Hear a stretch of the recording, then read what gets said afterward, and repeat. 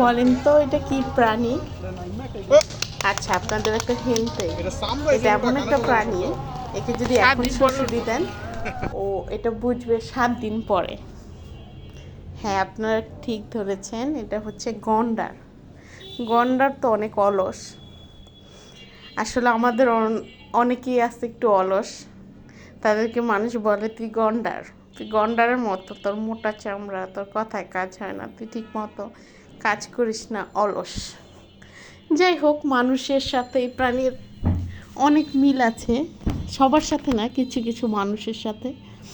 এটা আমাদের ঢাকা মিরপুরের চিড়িয়াখানার গন্ডার। আমি ওই দিন গেলাম এবং নিজেকে খুব ভাগ্যবান মনে করলাম, কারণ আমি যাওয়ার কয়েক মিনিটের মধ্যে এই অলস প্রাণীটা একটু নড়ল, তারপর দাঁড়িয়ে গেল। দেখেন কি সুন্দর দেখতে। আবার মনে হয় রেস্ট করার জন্য যাচ্ছি। গন্ডার দেখতে কীরকম বলেন? বড়সড় হাতির মতোই, সামনে একটা নাকের ওইখানে একটা কি থাকে, শিংয়ের মতো থাকে। আমিও এর আগে ইন্টারনেটে গন্ডার দেখেছি, কিন্তু খুব কাছ থেকে দেখার সুযোগ আজকেই পেলাম। ভাবলাম আপনাদের সাথে শেয়ার করি।